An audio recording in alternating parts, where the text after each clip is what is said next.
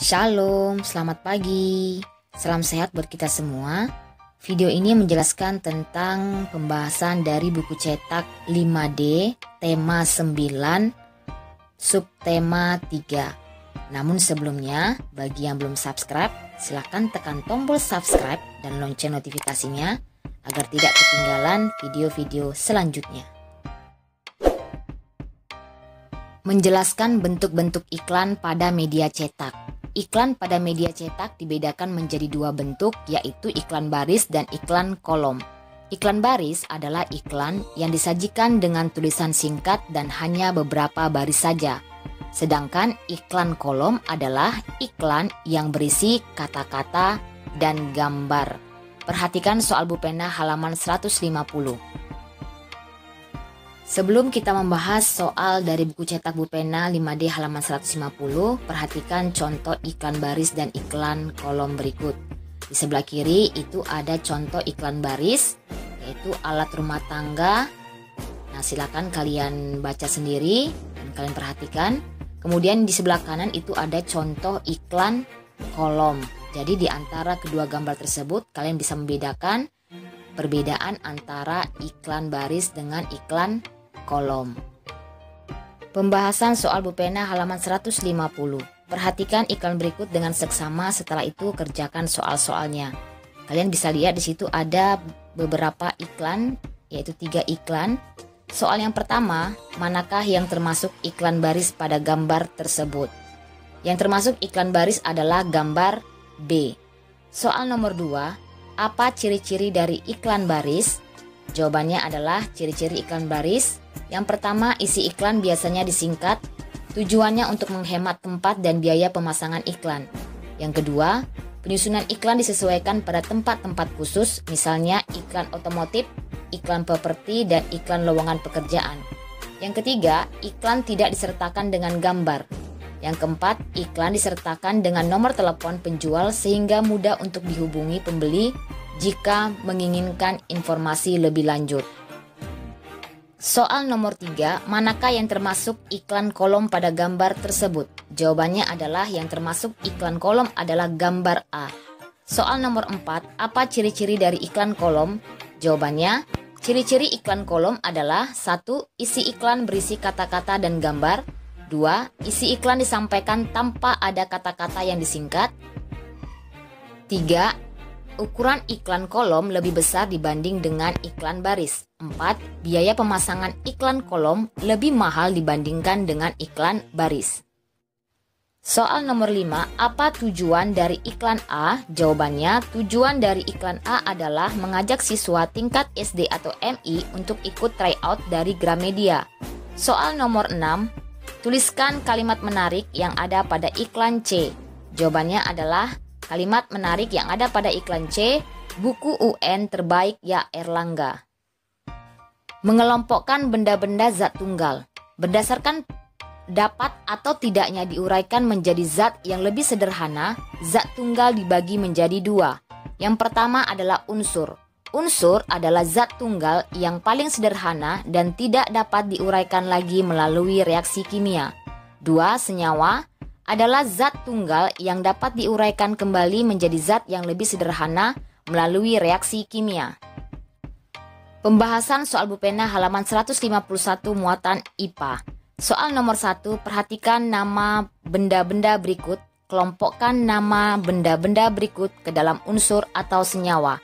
Jawabannya yang termasuk unsur adalah emas, perak, oksigen, karbon dioksida, sedangkan yang termasuk senyawa, garam dapur, madu lembah, gula pasir, air, dan pemanis gula. Soal nomor 2, ibu membuat larutan garam. Sebelumnya, ibu menyiapkan bahan-bahan seperti air hangat dan garam dapur. A. Berdasarkan cerita di atas, manakah yang merupakan zat tunggal? Jawabannya garam dapur. B. Termasuk ke dalam unsur atau senyawakah garam dapur tersebut? Jawabannya senyawa. C. Tuliskan perbedaan unsur dan senyawa beserta masing-masing contohnya. Unsur adalah zat tunggal yang paling sederhana dan tidak dapat diuraikan lagi melalui reaksi kimia. Contohnya emas, perak, belerang, dan lain-lain. Sedangkan senyawa adalah zat tunggal yang dapat diuraikan kembali menjadi zat yang lebih sederhana melalui reaksi kimia. Contohnya asam cuka, garam dapur, air kelapa, dan lain-lain. Menjelaskan unsur-unsur dan bahasa yang digunakan pada iklan muatan bahasa Indonesia. Dalam iklan harus memuat bahasa iklan. Bahasa dalam iklan harus memiliki kriteria-kriteria berikut. Yang pertama adalah menggugah, artinya iklan dibuat dengan mencermati kebutuhan pembaca sehingga dapat memberikan solusi. Yang kedua, informatif, artinya kata-kata yang digunakan harus jelas dan tidak keluar dari fokus kebutuhan pembaca. Yang ketiga, menarik, artinya rangkaian kalimat pada iklan harus membuat pembaca tertarik dengan produk yang diiklankan. Yang keempat, kalimat yang digunakan harus mengedepankan bagian-bagian penting dalam iklan. Perhatikan contoh iklan berikut beserta unsur-unsurnya. Nah, berikut ini ada contoh iklan. Nah, di sini akan dijelaskan unsur-unsur pada iklan. Yang pertama adalah headline atau judul iklan. Disajikan dalam ukuran tulisan paling besar dibandingkan ukuran teks lain dalam iklan. Nah, di sini contoh judul iklannya adalah buku-buku UN atau USBN 2018. Yang kedua, isi iklan disajikan dalam bentuk gambar produk. Nah, di situ ada gambar berbagai macam buku UN. Kemudian, kalimat persuasif dalam iklan tersebut adalah buku-buku UN atau USBN 2018. Kemudian yang keempat, sumber iklan memudahkan pembaca untuk mencari informasi lebih lanjut mengenai produk. Nah, di situ ada dijelaskan penerbit dari buku-buku UN atau USBN tersebut. Pembahasan soal Bupena halaman 153 muatan bahasa Indonesia. Soal yang pertama, cermati iklan yang ada di buku cetak Bupena halaman 153. A. Apa bentuk dari iklan tersebut? Jawabannya adalah iklan kolom. B. Tuliskan ciri-ciri iklan yang ada pada gambar tersebut. Jawabannya adalah berisi kata-kata dan gambar. Isi iklan disampaikan tanpa ada kata-kata yang disingkat dan ukuran iklan lebih besar. C. Menurutmu bagaimana bahasa yang digunakan pada iklan tersebut? Jawabannya menggugah, informatif, menarik, dan terdapat keunggulan. D. Tuliskan kesimpulan dari isi teks iklan di samping. Jawabannya adalah belajar tidak harus dari buku teks. Soal nomor 2, buatlah sebuah iklan dari deskripsi berikut. Sekolah SD Erlangga ingin memberikan biaya pendidikan gratis kepada para siswa berprestasi. Sekolah tersebut ingin membuat iklan yang bertujuan mengundang siswa-siswa SD Erlangga ikut seleksi dalam beasiswa tersebut. Caranya adalah dengan mengumpulkan nilai rapor 3 semester terakhir dan sertifikat kejuaraan jika ada. Waktu pengumpulan paling lambat 31 Mei 2018. Berikut ini jawabannya adalah biaya pendidikan gratis. Hai anak-anak yang berprestasi, jangan lewatkan kesempatan untuk seleksi beasiswa pendidikan gratis. Persyaratannya: 1. Mengumpulkan nilai rapor 3 semester terakhir. 2. Sertifikat kejuaraan jika ada. Pengumpulan paling lambat tanggal 31 Mei 2018. Jenis-jenis campuran berdasarkan kelarutannya muatan IPA. Campuran dapat berasal dari campuran unsur dengan unsur, unsur dengan senyawa, atau senyawa dengan senyawa. Banyaknya komposisi unsur atau senyawa penyusun campuran tidak tentu. Sifat asli zat di dalam campuran masih tampak.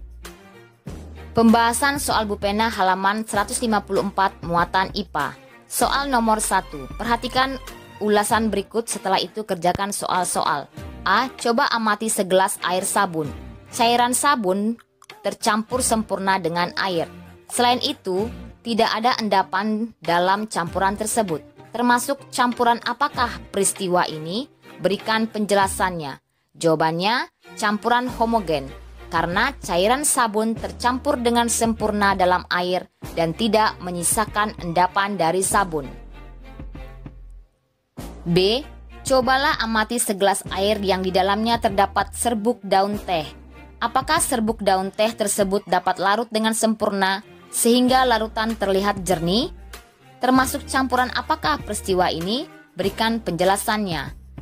Jawabannya adalah termasuk campuran heterogen karena serbuk teh tidak terlarut dengan sempurna dan menyisakan endapan dari serbuk teh pada bagian dasar gelas.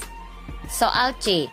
Kuah bakso yang dicampur dengan beberapa tetes kecap dan cuka kemudian diaduk sampai rata.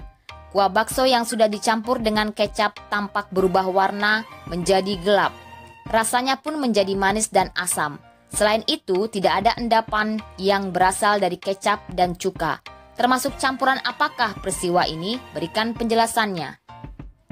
Jawabannya adalah campuran homogen karena semua benda tercampur dengan sempurna dan tidak menyisakan endapan dari kecap dan cuka. Karya seni rupa daerah muatan SBDP. Motif karya seni rupa daerah bersifat turun-temurun dan menyesuaikan dengan letak geografis daerah masing-masing. Contohnya pada masyarakat yang tinggal dekat perairan, motif yang banyak digunakan yaitu motif air, hewan laut, kapal, dan sebagainya. Sedangkan masyarakat yang tinggal di dataran tinggi identik dengan motif-motif hewan atau tumbuhan. Berikut ini ada beberapa karya seni dari beberapa daerah. Yang pertama itu gambar karya seni lukisan kamasan dari Bali. Yang kedua, kerajinan wayang kulit dari Jawa. Ketiga, kerajinan ukiran kayu dari Jepara.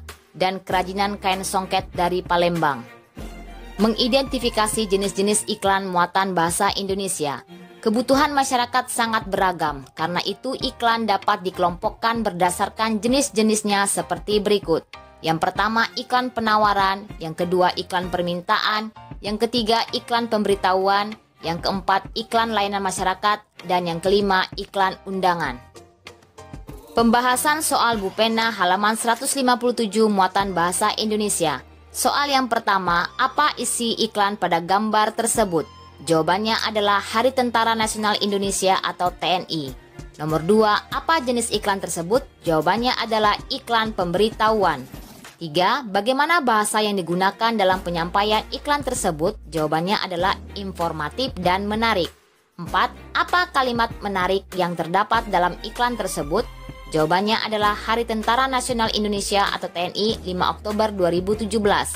Nomor 5, ciri-ciri iklan yang terdapat pada gambar adalah terdapat gambar dan kata-kata. 6. Buatlah kalimat menarik untuk iklan produk makanan yang terbuat dari buah-buahan pada iklan media cetak. Jawabannya bisa seperti ini ya. Pisang chips, keripik dari buah pisang yang manis dan renyah. Manfaat persatuan dan kesatuan dalam masyarakat muatan PPKN. Berikut adalah sebab dan akibat jika kita tidak memiliki rasa persatuan dan kesatuan di masyarakat. Yang pertama sebabnya adalah kurangnya interaksi antar masyarakat yang berbeda suku, budaya, dan agama. Akibatnya hilangnya tenggang rasa dan toleransi dalam masyarakat. Yang kedua sebabnya lebih mementingkan pribadi atau golongan tertentu dalam masyarakat. Akibatnya, sering terjadi perselisihan yang membuat lingkungan tidak aman dan nyaman. Yang ketiga, sebabnya tidak mematuhi tata tertib yang ada di lingkungan masyarakat, misalnya kerja bakti. Akibatnya, tidak peduli dengan permasalahan yang ada di lingkungan masyarakat. Pembahasan Bu Pena halaman 158 muatan PPKN. Soal nomor 1, tentukan apakah tindakan berikut dapat menumbuhkan persatuan dan kesatuan dalam masyarakat atau tidak. Berilah tanda centang pada kolom yang tepat, berikan juga alasan dari jawabanmu. Yang pertama, dalam diskusi di kelas, Komang meminta teman-teman memilih busana daerahnya karena ia merasa budaya daerahnya yang lebih baik dari budaya daerah lain. Ini termasuk tidak menumbuhkan persatuan dan kesatuan. Berikan tanda centang pada kolom tidak. Alasannya, lebih mementingkan pribadi dan memaksa pilihan siswa lain. Yang kedua, kelas 5A dengan senang dan bersemangat mempelajari cara bermain angklung bersama-sama meskipun tidak semua siswa berasal dari Jawa Barat. Ini merupakan menumbuhkan persatuan dan kesatuan. Berikan tanda centang pada kolom ya. Alasannya, timbulnya tenggang rasa dan sikap toleransi. Nomor 3, seluruh siswa mengumpulkan baju bekas layak pakai untuk disumbangkan ke daerah lain yang sedang terkena musibah banjir dan tanah longsor. Ini merupakan sifat atau sikap menumbuhkan persatuan dan kesatuan. Berikan tanda centang pada kolom ya. Alasannya peduli dengan permasalahan yang ada di lingkungan masyarakat. Soal nomor 2. Akibat dari tindakan yang tidak menumbuhkan persatuan dan kesatuan sesuai jawaban nomor 1 adalah sering terjadi perselisihan yang membuat lingkungan tidak aman dan tidak nyaman. Pengaruh kegiatan ekonomi terhadap kesejahteraan masyarakat muatan IPS. Setiap manusia memiliki berbagai kebutuhan.